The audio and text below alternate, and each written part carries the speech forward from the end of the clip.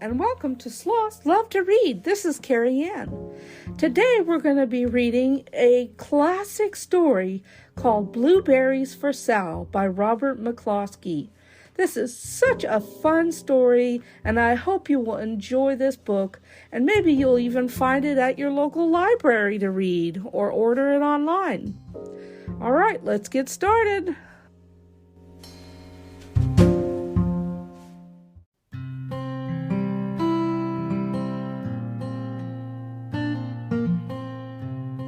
Blueberries for Sal. One day little Sal went with her mother to Blueberry Hill to pick blueberries. Little Sal brought along her small tin pail, and her mother brought her large tin pail to put berries in. "We will take our berries home and can them," said her mother. "Then we will have food for the winter." Little Sal picked 3 berries and dropped them in her little tin pail. Ka-plunk, ka-plank, ka-plunk. And she picked 3 more berries and ate them. And then she picked more berries and dropped 1 in the pail. Ka-plunk. And the rest she ate. Then little Sal ate all 4 blueberries out of her pail. Her mother walked slowly through the bushes, picking blueberries as she went and putting them in her pail. Little Sal struggled along behind, picking blueberries and eating every single one.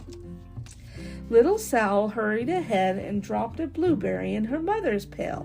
It didn't sound ka-plink because the bottom of the pail was already covered with berries. She reached down inside to get her berry back.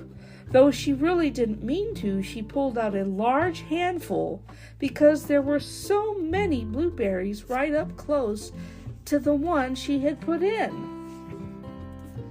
Her mother stopped picking and said, "Now, Sal, you run along and pick your own berries. Mother wants to take her berries home and can them for next winter." Her mother went back to her picking, but little Sal, because her feet were tired of standing and walking, sat down in the middle of a large clump of bushes and ate blueberries. On the other side of Blueberry Hill, Little Bear came with his mother to eat blueberries. "Little Bear," she said, "eat lots of berries and grow big and fat. We must store up food for the long, cold winter." Little Bear followed behind his mother as she walked slowly through the bushes eating berries. Little Bear stopped now and then again to eat berries, and then he had to hustle along to catch up. Because his feet were tired of hustling, he picked out a large clump of bushes and sat down right in the middle and ate blueberries. Over on the other side of the hill, little Sal ate all the blueberries she could reach from where she was sitting, and then she started out to find her mother.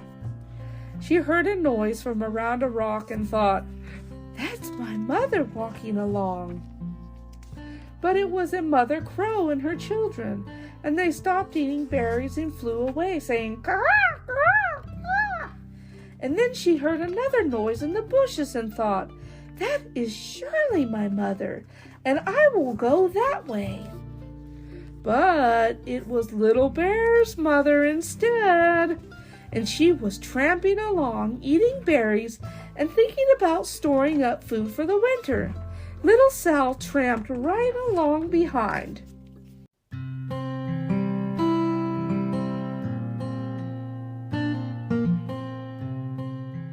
By this time, Little Bear had eaten all the berries he could reach without moving from his clump of bushes. Then he hustled off to catch up with his mother.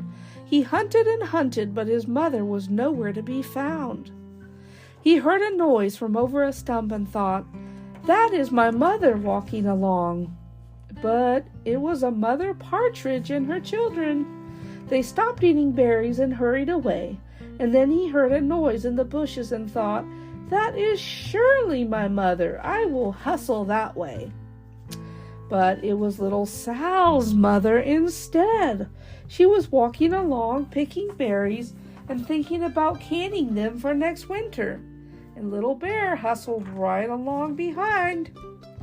Little Bear and Little Sal's mother and Little Sal and Little Bear's mother were all mixed up with each other among the blueberries on Blueberry Hill.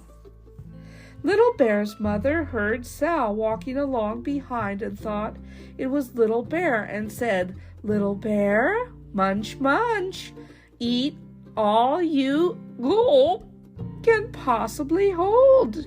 Swallow." Little Sal said nothing.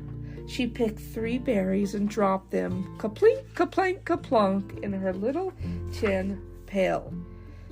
Little Bear's mother turned around to see what on earth could make a noise like kaplunk.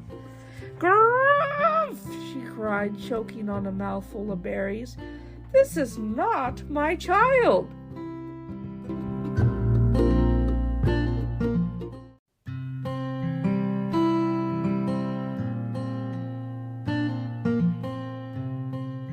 "Where is Little Bear?" She took one good look and backed away. She was old enough to be shy of people, even a very small person like Little Sal. And then she turned around and walked off very fast to hunt for Little Bear. Little Sal's mother heard Little Bear tramping along behind and thought it was Little Sal. She kept right on picking and thinking about canning blueberries for next winter. Little Bear padded up and peeked into her pail.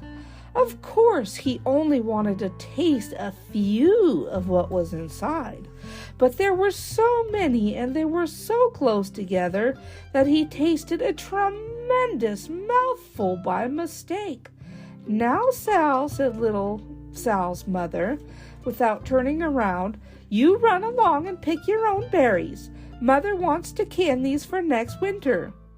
Little Bear tasted another tremendous mouthful and almost spilled the entire pail of blueberries.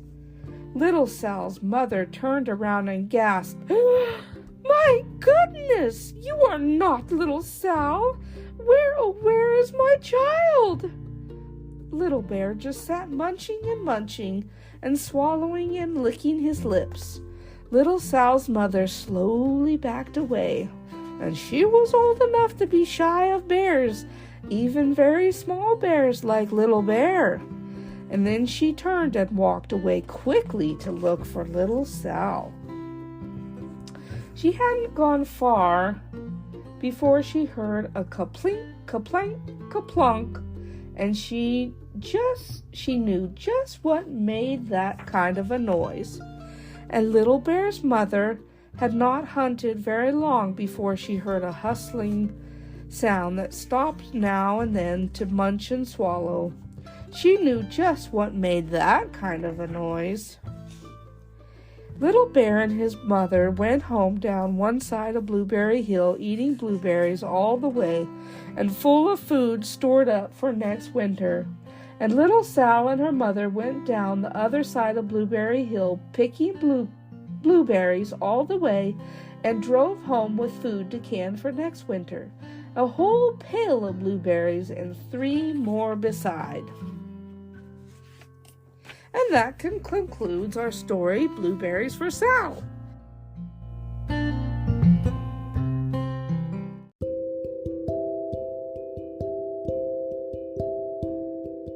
Thank you so much for listening to Blueberries for Sal by Robert McCloskey. This book can be found at scholastic.com and can be found on Amazon or anywhere books are sold. This is a wonderful story and so much fun to read in the spring. If you have not went blueberry picking, I highly recommend it. It's really, really fun, and it's a great time to connect with your parents or friends or family or whoever goes with you. It's just a great time and so much fun. I hope you'll subscribe to the channel so you can listen to all the new spring books coming out, and I hope you have a wonderful day. Happy spring, everyone. Bye-bye.